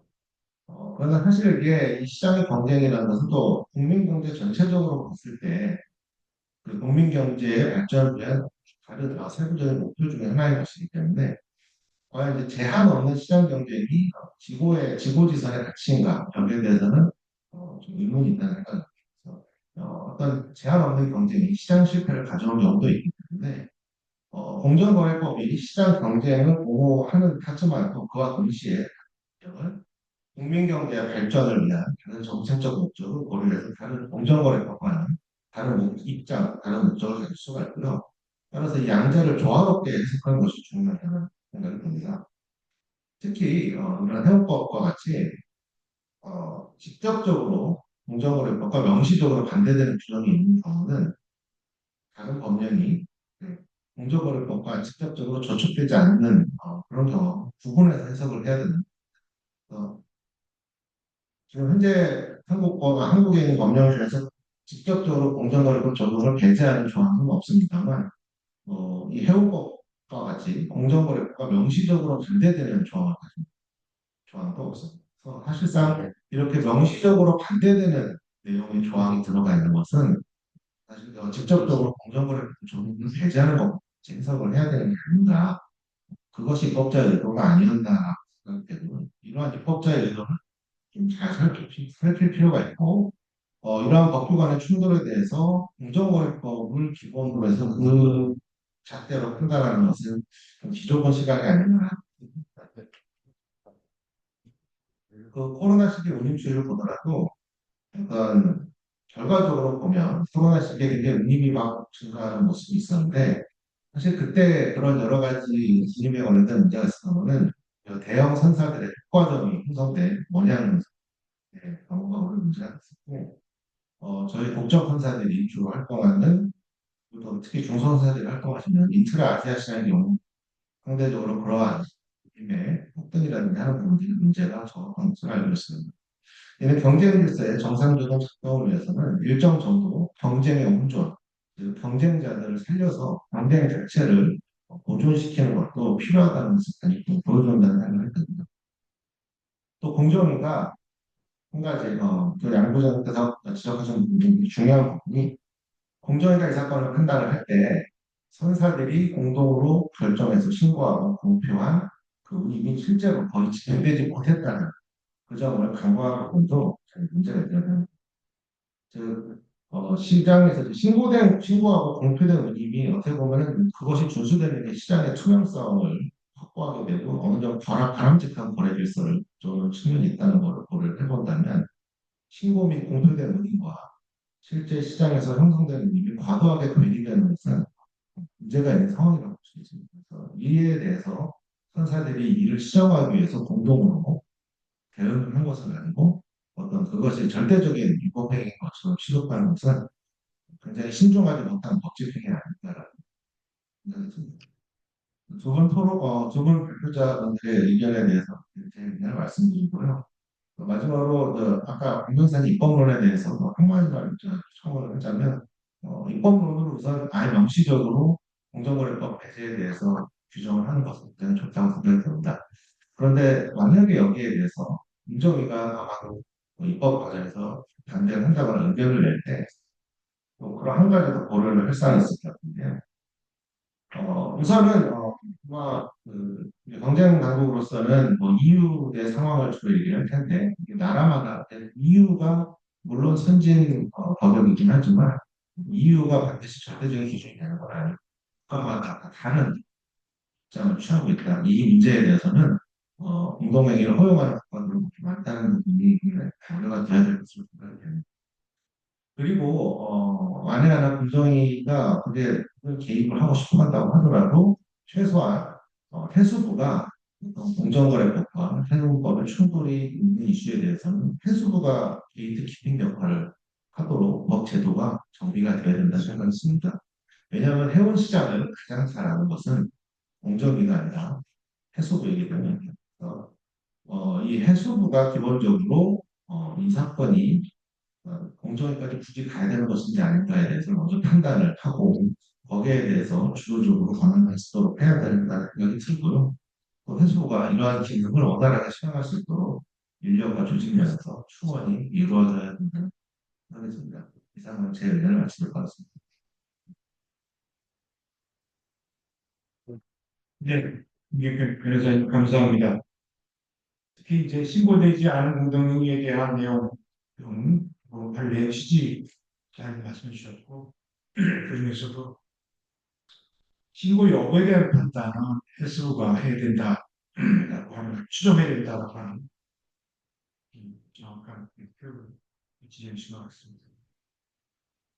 네, 설명을 좀 네. 이번 사건이 제가 이제 2018년에 이제 그 목재아산 유통협회의 그 과거를 보면은 해운목재학원 협회가 이 해운업계가 단합을 할 수 있다라는 내용을 모르더라고요. 제가 이제 목재학 협회가 가서 정보도 만나고 해보니까 이 사람들도 수입자예요. 그러니까 해외에서 베트남이나 인도네시아에서 이제 목재를 수입하는데 이 선사들이 우리 선사만 있는 게 아니고 외국 선사 많아요. 많은데 이상하다. 이게 왜 얘들이 우리 비슷하지? 단순하게 그냥 운이 비슷하니까 우리가 좀 부당하게 처우를 받네? 이러면 이제 신고를 하면서 그래서 저희가 이제 가서 우리는 협업상 공동에 할 수 있습니다. 얘기를 하고 이제 설명을 하니까 그때 다 이해하고 이제 저희한테 타눠서 써주고 이제 취하하겠다고 써줬는데 단순하게 이게 이 사건이 이제 어떤 우리 화주단체가 이제 그 법에 대한 화주단체가 이제 의료협회인데 의료협회도 아니고 그냥 조그만 그런 어떻게 보면 조그만 화주들의 모임에서 이거를 문제 제기해가지고 이게 어떻게 이게 크게 불거졌는데 이런 부분은 어떻게 보면은 이 화주들이 이해 부족인 것 같습니다. 이해 부족이고 이런 부분을 우리가 이제 이번 사건을 통해서 조금 더 많이 이제 그 이 해운 업계의 특수성, 공동행위 이런 부분을 많이 이렇게 많이 해낼 필요가 있는데요. 공동행위가 없다면 우리나라 이 해운 이게 공동회가 결국에는 수출을 위해서 있는 부분이거든요. 왜냐하면 우리가 만약에 지금도 70% 이상이 해운사가 이제 물동장을 자주 하는데 우리가 없다면은 이게 해외 선사들이 독점적 지위를 가지게 돼요. 그러면은 해외 선사가 그래서 수출 확률이 운임은 급등하거든요. 이게 역사 과거로 보면은 남미 시장에서도 예전에 한진해운 그다음에 현대화성이 남미 시장 진출했을 때 운임을 쫙 낮췄어요. 머스크하고 저기 유럽계 상사가. 그리고 나서 한진해운이 못 버티고 나오니까는 7배, 8배 이상 올렸거든요. 똑같이 우리 선사들이 레버리지 역할인데 이런 부분을 공정위가 좀 간과하지 않았나 싶은 부분이 있고 또 하나는 공정위가 그동안 역사적으로 이 해운 공동회를 놓고 봤을 때 1981년도에 경제기업원에서 이제 공정위 업무를 했는데 그때 해운 기업의 공동에 허용을 해주면 경쟁 제한 등록증을 발표줬어요 이미. 거기 등록증을 보면 외항사 운임 율 결정 불신 및 선박 투입 조정과 운송 비용 결정도 공동에 할 수 있다라고 줬고 그동안 19년도에도 자기네 홈페이지에 자랑스럽게 공정위는 가격 단합에 대한 공정거래법 적용을 제외한 대표 사례로 해운 기업의 운임 보도 결정 행위라는 해놨어요. 그리고 그 공정위 신동과 사무처장의 쓴 독점 규제법 시설서에도 해운 기업의 공동회의를 조건법 적용 제외한 게 맞다라고 지난 수십 년 동안 써왔는데 이제 와서 이렇게 한다는 건 약간 좀그 어불성설이 아닌가 싶기도 하고 그동안 이제 공정위에서 수십 년 동안 해운 공동행위에 대해서 해운법이나 해양수산부 지도 감독을 조정해 줬습니다. 근데 단순하게 공정위가 화주와의 협의, 해수부의 신고를 안 했다고 이건 부당한 공동행위라고 하는데 화주와의 협의는 우리 이봉호 실장님도 나와 있지만 저희가 무역협회랑 정기적으로 선화주 협의를 하고 있습니다.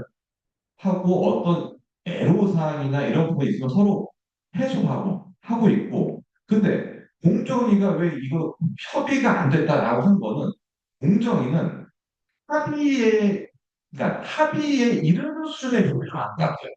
근데 우리 수십 년 동안 단순하게 협의가 아니거든요. 그러니까 그런 인식 차이가 결국에는 그러니까 이게 있는데 협의인데 공정위는 그걸 협의했어? 이런 거고 또 하나는 해수부 신고가 이제 안거 아니냐? 또 해수부도 나와 있지만 21년도에 지금까지 해운 업계는 다 협의가 신고 다 했다. 라고 이미 인권해석을 내렸음에도 불구하고 이렇게 얘기한다는 거는 공정위가 해운 업계의 공동행위를 인정하지 않는 게 아닌가라는 우려가 있습니다. 이런 부분에 대해서 다시 한번 해수부하고 공정위가 좀이 지적 감독에 대한 부분을 좀 엄격하게 좀이 면밀하게 좀 구분해야 될 필요가 있고 이 부분에 있어서 법적으로도 이미 21년도에 농인수위에서 29조에 대한 단서조항, 공정거래법 적용을 제외한다는 부분이 발의가 된 적이 있습니다. 있었는데 당시에도 공정위가 이 부분은 조금 해수부랑 협의하면서 좀 뺐으면 좋겠다라고 해서 저희가 처리한 부분이 있는데 이 법도 이번 기회에 다시 한번 추진해서 대법원에서도 명시적으로 해야 될 필요가 있다고 하니 이참에 명확하게 이 지속 감독 권한도 부처 간 협의를 통해서 해수부가 정리해 줬으면 하고 또한 법적인 부분도 해운법 29조에 명시적으로 하는 부분도 추진이 돼서 이참에 해운업계의 공동행위가 정당하다. 그리고 하주들도 이미 무역회사도 알고 있습니다. 이미 수시도 해왔기 때문에 이런 부분을 모르는 그 부분에 대해서도 좀 홍보를 많이 해서 해운업계 특수성 이런 부분이 좀 많이 됐으면 합니다. 이상. 김경기사는 그 복잡한 유통협회가 신고를 하는 내용부터 시작해서 저희가 주사한 그런 과정, 문제점을 좀 기억적으로 얘기했습니다. 참고로 말씀드리면 공정거래위원회는 지속적으로 해운산업을 공동행위 허용산업으로 인정해 왔던 전례가 있습니다.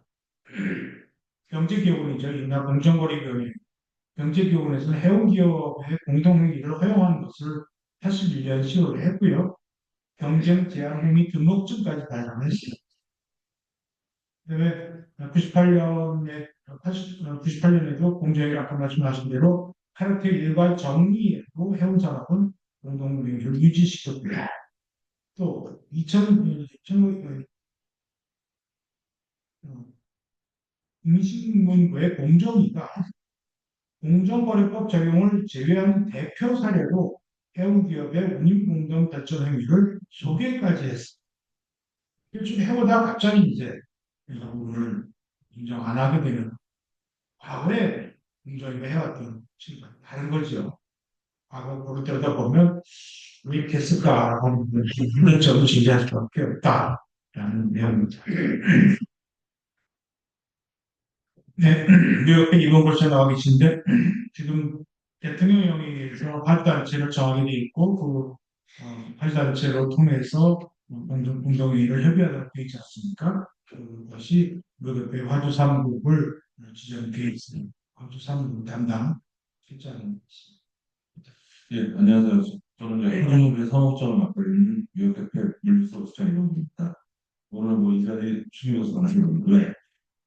저희가 뭐 코로나19부터 같이 코로나19나 홍해 사태나 지금 뭐 트럼프 얘기도 해가지고 같이 들으면서 해운 시장 이런 시장이 흔들릴 때마다 우리 뭐 여기 나오신 코로나 잔존 HM 부처 선사들이 이제 우리 중소수출 기업을 위해서 선도를 좀 제공해주고 그다음에 좀 우대금 제공하는 그런 이제 한편으로 이제 선화도 상생이 어느 때보다 잘 돼 있고 협의가 잘 되는 상황에서 이런 이제 소모적인 문제가 발생했다는 데 저는 개인적으로 되게 안타깝게 생각합니다. 또 제가 뭐 국주임도 아니고 두 분의 이제 변호사분과 그 연초 매니저께서 법적인 내용을 잘 설명해 주셨기 때문에 제가 그 부분 말씀 안 드리겠지만 개인적으로 봤을 때 법이라는 게 국가 재정과 집행이라는 것이 하나의 그 처벌적인 부분보다는 하나의 이게 도움이 되냐, 하나의 공공의 이익에 도움이 되냐 그런 부분에 맞춰서 하지 않는가 그런 부분에서 이런 판결이 그런 부분을 가까웠다고 생각합니다. 지금 우리가 이제 좀 더 중요하게 생각해야 되는 건 법적인 절차가 어떻게 되고 이게 법적인 해석이 어떻게 되는 것보다 실제로 이제 우리나라 해양 경쟁력을 어떻게 높이고 이게 하주들의 실익에 도움이 될 것인가를 보려야 되는데 이런 부분이 조금 간과됐다고 생각합니다. 여러분 다 아시다시피 이제 해운 경쟁은 대한민국 경제와 무역의 핵심 기반입니다. 뭐 대한민국은 작은 나라이지만 세계 무역 10위권의 국가입니다. 전체 교역의 한 99.7%를 해상 운송에 의존하고 있습니다. 해운 사업의 경쟁력이 국가 경제의 경쟁력이라고 볼 수 있는 상황입니다. 그럼에도 불구하고 지금 우리나라 해운 경쟁을 보면 하도 우리 선진국에 비해서 매우 열악한 상황입니다. 아까도 말씀하셨듯이만 우리나라 가장 큰 컨테이너 선사가 대체는 있는데 뭐 제가 알기로는 전체 한 90만 TEU 정도 갖고 있는 것 같아요. 근데 실제로 이제 1티어에 있는, 4티어에 있는 이제 MS나 뭐 머스크에 비해서 거의 6분의 1, 뭐 5분의 1 정도의 수준뿐이 안 되고요. 뭐 구해선사랑 비교했을 때는 거의 10분의 1 정도뿐이 안 되는 상황입니다. 이렇게 한 여러 환경에서 이런 불확실한 규제로 인해서 이런 국제선사들에게 과도한 과징금을 부과한다는 것은 뭐 중장기 봤을 때 우리나라 그 해운 경쟁력을 아예 약화시키고 저해시키는 요인이 아닐까라고 생각합니다. 그래 또한 이번 조치와 함께 이제 저희 그 해운 경쟁력이 약화시켜서 향후에 이제 우리 그 해운 경쟁력 주도권을 글로벌 해운 선사와 그리고 글로벌 선사들에게 넘겨주는 이제 이런 사태가 벌어질 가능성이 있기 때문에 저희가 이걸 좀 더 적극적인 판단을 좀 해야 된다는 생각을 갖고 있고요. 또한 국적 해운사의 경쟁력이 좀 떨어진다면 저희가 지난 코로나 시기 때 경험한 것처럼 그런 뭐 우리나라 선사들이 가격 경쟁을 상실하고 높은 이제 운임에 대해서 수수료 지불하는 그런 이제 해운 대란이 연료 대란이 발생하는 그런 사례가 발생할 수 있습니다. 그래서 이런 부분 때문에 그 많은 국가들이 뭐 국제선사와 해운산업을 보호하기 위해서 어느 정도의 그 해운선사들한테 공정이익을 보장해 왔다고 저는 생각하고 있습니다. 그래서 이제 또한 이제 하주 입장에서 말씀드리면 뭐 이런 판단이 어떻게 극복하기에는 이제 하주들에게 도움이 될 수 있다고 판단하지만 실제로 이제 우리나라 해운 경쟁력, 우리 국선사의 경쟁이 떨어진다면 중장기적으로는 이건 이제 아까 김사가 말씀하신 것처럼 하우스들한테도 결코 도움이 되지 않는 상황을 봅니다. 선사와 하주와 협력해서 어느 정도 협력해 바탕으로서 이게 진행되어야지 저희 하주들한테도 도움이 되는 거지. 전 뭐 해상운임 전체가 특정선사가 아닌 글로벌 그 대형 선사나 얼라이언스에서 지게 된다면 지금의 우리는 더 이상 상승할 수 있고요. 그 피해는 이제 유사한 이제 하주들한테 가지 않을까 판단하고 있습니다. 따라서 이제 이번 법적 논쟁이라는 게뭐 아까 말씀드렸다시피 단순히 국제선사를 처벌하겠다, 공정위가 유지되겠다 그런 거보다는 하나의 이제 지금까지 가지고 왔던 일종의 관행, 없을 수 없는 관행들을 이제 하나의 법적으로 정비하는 기회를 좀 삼아야 된다고 생각합니다.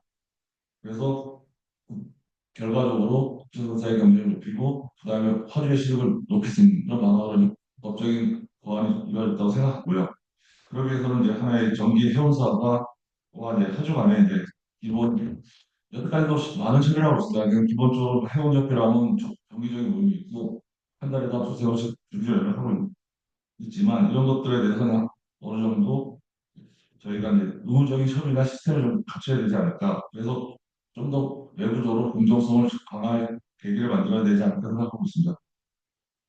그리고 이제 두 번째 같은 경우는 이제 뭐 운임 선정 부분에 있어서 뭐 지금까지는 어느 정도 처리가 이루어졌지만 이걸 좀 더 투명할 수 있게 그 결정들을 좀 명확하게 해서 좀 더 하주들이 그런 부분에서 인지할 수 있도록 노력해야 될 것이고요. 세 번째 마지막으로 이제 이런 이제 공동행위의 요건을 좀 명확히 해서 이제 뭐 해운법과 공정거래법의 충돌 부분을 이제 어느 정도 법적으로 놓아놓고 그와 동시에 계속 말씀드리면 국정선사를 보호하고 공정 경쟁을 지원하는 이런 내용도 좀 추가되어야 되지 않을까 생각합니다. 네, 이상입니다.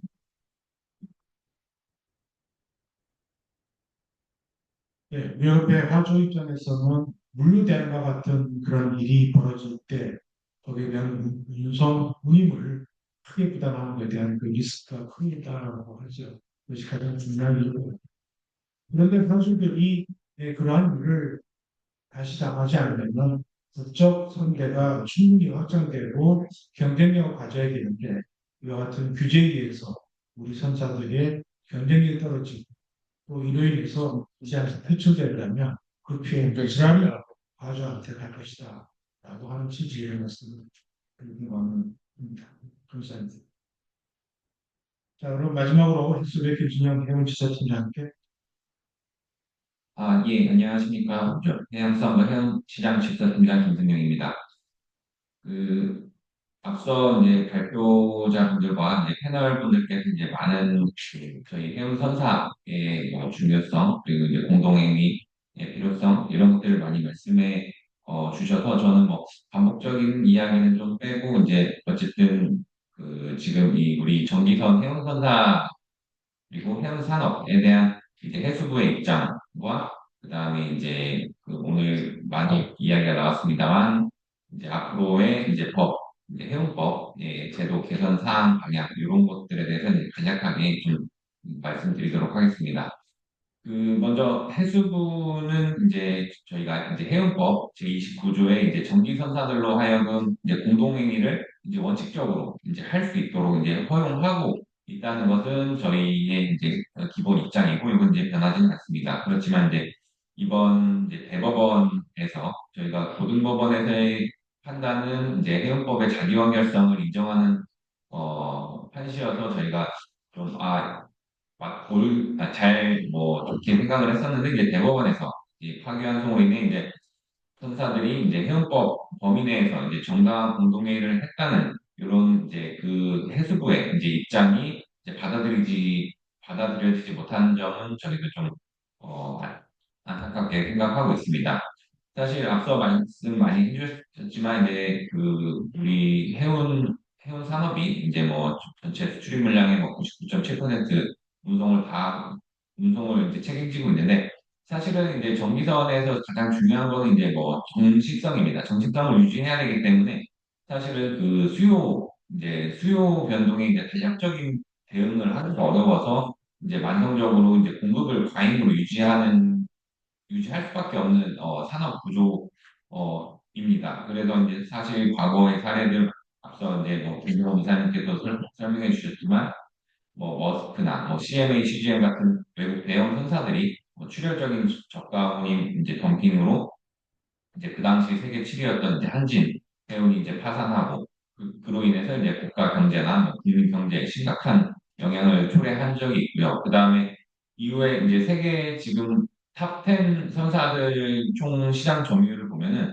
2015년에는 그 세계 탑 10 선사들이 전체적으로 뭐 한 그 시장을 한 62% 그 차지하였다면 지금 작년 말 기준으로는 이 몸집이 크게 불어나서 이제 86% 거의 87%에 육박할 정도로 이제 그 글로벌 정예선 이제 해운 선사들의 이제 몸집 불리기는 이제 계속되고 있습니다. 근데 이제 우리나라 이제 원양 선사인 HMM의 경우에는 뭐 3%도 안 되는 점유율을 가지고 있고 이제 그냥로 선사인 뭐 고려해운과 해운 장금 당선은 뭐 1% 미만에 뭐 각각 0.5, 0.3 이 정도 매우 작은 점유율을 보유하고 있습니다.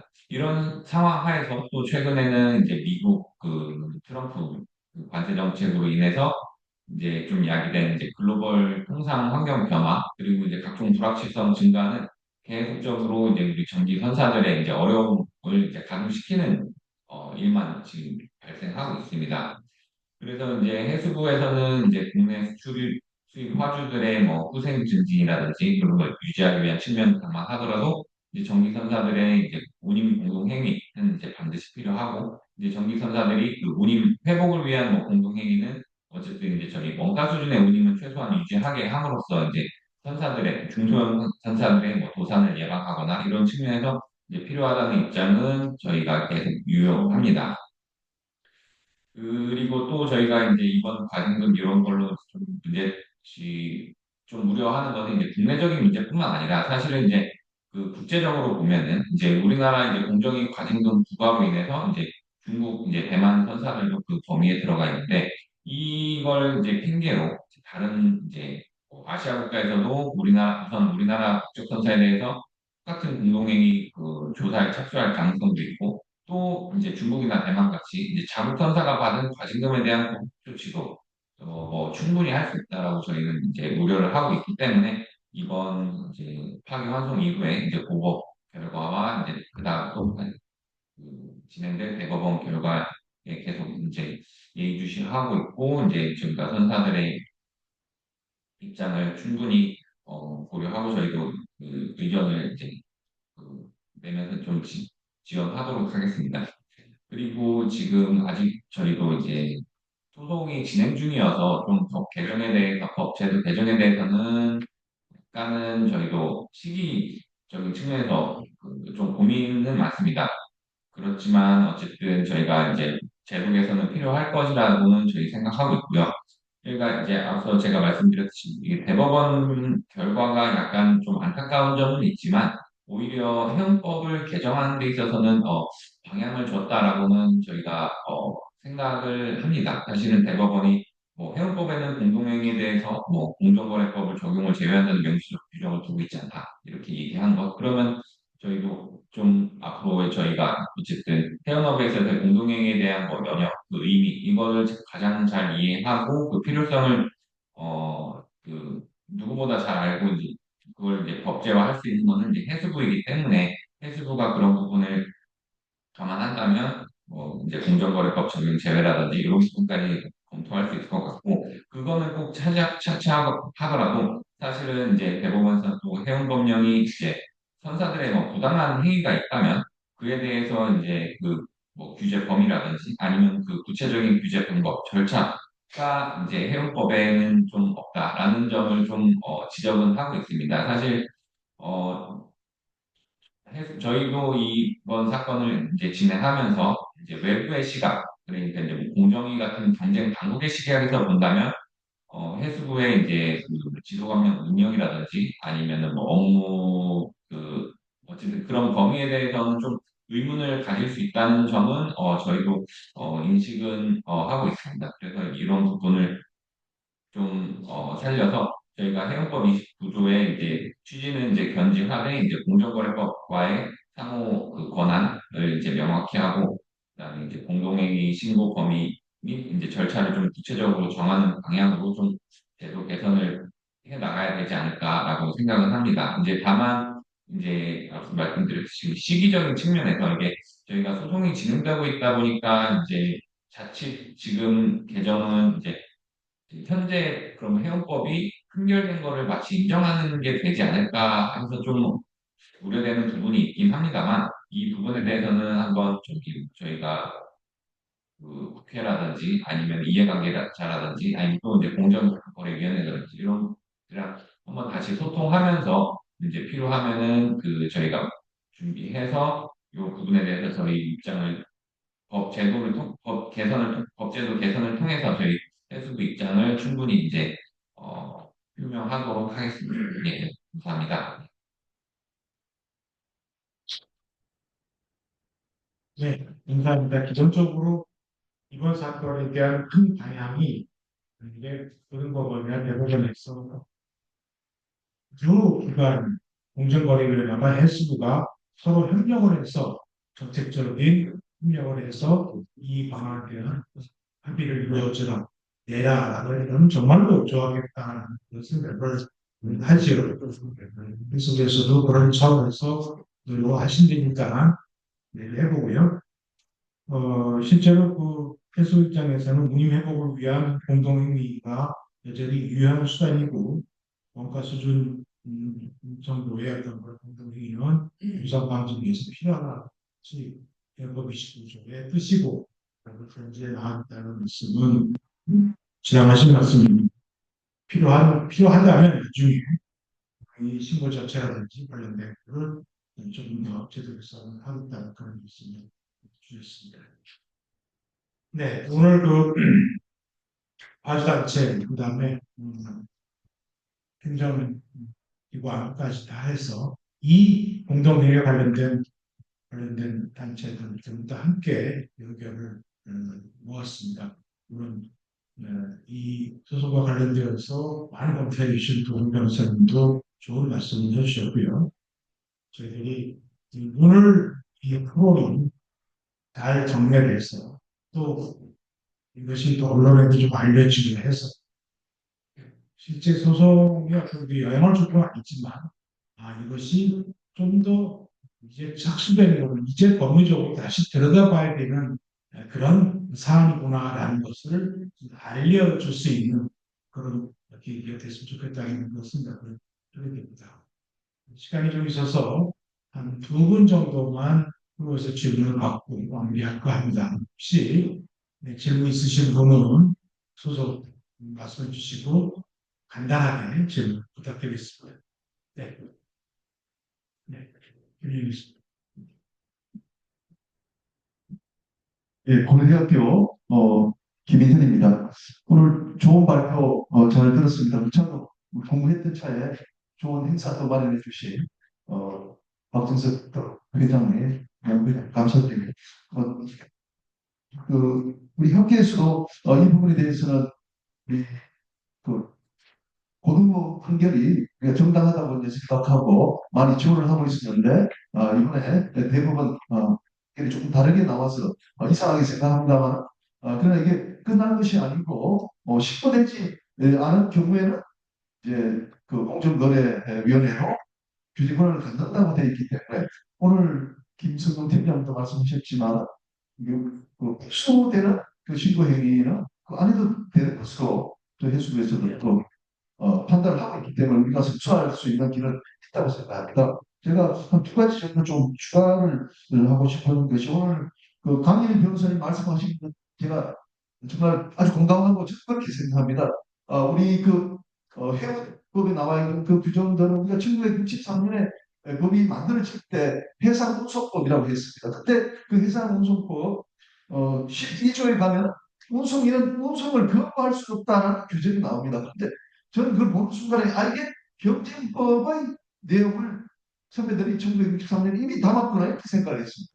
유럽에 이미 그런 경쟁법의 내용들이 있으니까 이제 가져와서 했던 것이거든요. 그런데 지금 오늘 발표도 그렇고 보면은 1963년에 이미 우리가 경쟁법적인 요소를 해운법에 가지고 있었다 하는 것부터 출발해야 될 텐데 그걸 안 하고 우리가 78년부터 이야기를 쭉 하고 있지 않습니까? 그래서 제가 논문에도 있습니다. 이 부분을 좀 꼭 강조하셔가지고 우리는 1963년부터 독자적인 그런 경제법적인 내용을 가지고 있다. 이걸 반드시 좀 말씀을 해주시면 좋겠습니다. 왜 그런가하면 우리가 상담무슨 뒷번이라고 있습니다. 저당권과 다른 별도의 것을 우리가 상권도 가지고 있습니다. 아주 특별한 것이기 때문에 저는 우리 그 전기선사의 공동위원회 관련해서는 우리나라 법이 두 개가 있다는 공정거래법이 있고 또 하나는 해운법이 있다. 그러니까 뭐 아까 말씀하신 58조 이런 건 적용할 여지가 없다. 이렇게 말씀을 드리고요. 또 한 가지는 아까 김승용 팀장님 말씀하셨습니다만 우리 동남아 시장에는 플레이가 한 30개, 40개 되지 않습니까? 그러니까 여기는 반드시 전기선사의 공동행위가 꼭 필요하고 우리 팀장님 필요하다고 하는데 저도 필요하다고 보고 꼭 존치가 돼야 된다고 생각합니다. 예, 없습니다. 예, 감사합니다. 해상운송법 좀 더 말씀하시는데 예, 감사합니다. 예, 뒤에 예.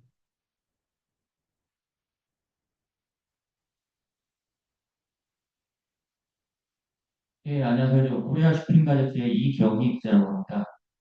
예, 우선 이번 그 대법원 판결로 인해서 아까도 잠깐 언급이 됐었는데 예, 일부 분들 중에서는 이게 이제 아예 소송에서 이제 졌기 때문에 해운사들의 공동행위가 앞으로 이제 공정거래위원회 그런 이제 규제 대상이 되는 거고 또 이제 공정위에서 이미 의결한 그 과징금 제재가 혼사들이 이제 뭐 확정적으로 물어야 되는 걸로 이렇게 이해하는 부분이 있는데, 이제 그 항의 활동심이 진행되면 이제 아까 김현준 교수께서 말씀하신 것처럼 그 승소 가능성이 있다고 이제 변호사님들은 이제 보시는지 그러면 또 승소를 하려면 어떤 부분을 좀 쟁점을 두고 대응을 해야 되는지 그 부분이 이제 궁금하고요. 그리고 또 이제 음, 이 공정거래법 이제 적용을 제외한다는 이제 입법을 진행한다고 하셨는데 만약에 입법이 마무리가 되면 이번 소송에 그 소급 적용이 될 수가 있는 건지 영향을 미칠 수가 있는 건지 그것도 궁금합니다. 그리고 또 지금 공정위가 이렇게 갑자기 수십 년간 해운법의 이제 그 권한을 인정을 해주다가 이렇게 또 해운시장의 공동행위를 제재하려고 하는 게 해운산업에 대한 공정거래위원회의 어떤 영향력을 확대하려는 의도로 이렇게 진행을 하는 거다. 이렇게 지금 보는 시각들이 있거든요. 그래서 이 이게 허용이 된다고 하면 해양수산부의 입장에서도 이제 해운 시장을 규제하고 규율하는 어떤 권한, 그런 이제 해양수산부의 어떤 위상 이런 부분이 심각하게 좀 훼손되고 좀 침해될 수 있다고 보고 있기 때문에 해양수산부도 좀 적극적으로 능동적으로 이번 소송에서 좀 대응할 수 있는 어떤 그런 부분이 필요하지 않나. 예, 고맙습니다. 네, 몇 가지 말씀해 주셨는데, 우선 승소 가능성에 대한 질문을 주셨는데, 재판이 진행 중인 상황이기 때문에 저희들이 이런 부분에 대한 의견을 변호사님께 부탁드리는 건 좀 가능하지 않은 것 같고요. 다만 어떤 지금 이 상황이 소위 대법원 판결이 확정됐다고 해서 모든 걸 결정해서 넘은 건 아니기 때문에 가는 말씀드렸다시피 이제부터 법원 논쟁이 필요한 상황이다라는 부분에만 말씀을 좀 들으셔야 될 것 같은데 이 변호사님께 그 말씀 드리기도 하고요. 두 번째 해양법 개정을 할 때 법이 되게 되면 소급 적용이 되는가라는 원칙적으로 소급 적용이 안 되겠죠. 다만 해양법 개정이 정말로 이루어지게 되면 이것에 대한 영향은 분명히 있을 거다라는 생각이 듭니다. 그리고 하고요. 해양수산부의 위상에 관련해서 적절히 위상에 관련된 부분 아니냐라는 데 저희들이 현재 지금 파악하고 있는 해양수산에서는 적극적으로 이렇게 도와주고 대응해 좀 있다는 것을 관련했습니다. 그러면 변호사님께서 현재 선택에 대해서 좀 말씀해 주시죠. 예, 저 말씀 주신 내용, 아까 우리 김일영 교수님께서 좋은 말씀 주셔가지고 그 부분도 저희가 소송에 적극 반영하겠다는 말씀, 답변 먼저 드리고요. 그리고 우리 이 기자님께서 질문 주신 내용에서는, 지금 대법원 판례의 그 취지가, 우리 아까 그 해수부의 그김 팀장님께서도 조금 언급한 부분이 있으셨습니다만, 제가 조금 더 바로잡으면, 이 해수부 지도하에 선사들이 공동행위를 한 것이, 어, 정당한 행위냐라는 것을 한 번 더 판단해 보라는 겁니다. 대법원 판례 취지. 그게 문제가 아예 없는 것이다. 문제가 있다. 이런 것에 대한 대법원 판례가 들어가 있는 것이 아니고 일단 공정거래법을 아예 배제하지 말고 공정거래법에도 지금 아까 제가 쭉 설명드렸던 그 적용 제외에 관한 공정거래법 58조가 있으니까 그 대법원 판례 워딩이 그렇습니다. 해운법 29조에 따른 정당한 행위인지를 공정거래법 58조에 따라서 놓고 한번 판단해봐라. 그거 판단도 없이 아예 그냥 공정거래법을 그냥 배제하는 거는 조금 너무 원심이 조금 너무 나간 것이다. 정도의 판단이기 때문에 지금부터 다시 제안을 해봅시다. 그러면 이제 저희가 말씀드린 것처럼 해운법이 왜 생겼고 이런 규정들 왜 이 아까 연역적으로 그런 좋은 말씀 주셨는데 고려해서 여기서 전기술사들이 시장 상황에서 자기들의 이익을 위해서 이 공동행위가 필요했는지 그렇다면 해운법의 그 규정과 이런 취지를 고려하면 어, 공정거래법 적용 제외 그 규정에 따르더라 하더라도 이건 정당한 행위가 된다 하는 것을 이제 충분히 재판부에 설명드리고 인정받을 수 있는 사안이라고 저는 생각하고 있습니다. 그리고 아까 그 입법 부분도 말씀하셨는데 입법을 한다는 것이 기존의 법에서 문제가 있는 것을 고쳐서 보완하는 방법의 어떤 그런 식의 입법도 있지만 지금의 저희 해운법의 문제는 기존의 해운법의 입법 취지를 더 명확히 재확인하는 취지의 입법이라고 한다면 그건 이제 소급 여부를 떠나서 과거에도 그런 취지였는데 이걸 좀 더 명확하게 하는 규정을 둔다. 그래서 과거에도 이 정당한 행위를 판단하는 데 있어서 58조에 있어서는 해운법이 먼저 고려돼야 되고 이 법이 이제 새로 도입됐기 때문에 더더욱 공정거래법이 적용될 여지는 적어졌다라는 취지로 잘 활용할 수 있을 것 같습니다.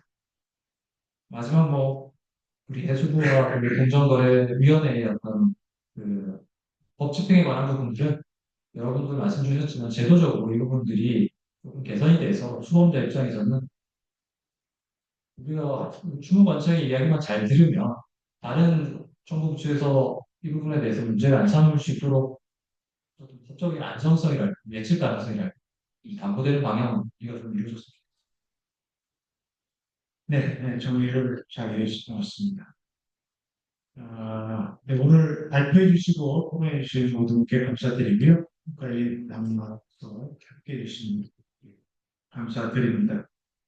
저희들이 이 내용은 했던 내용도 잘 정리해서 보도자료도 또 작성해서 배포를 했습니다. 이것으로 오늘 그 정선사 해수공동회관에 대한 정책 토론을 마치겠습니다. 감사합니다.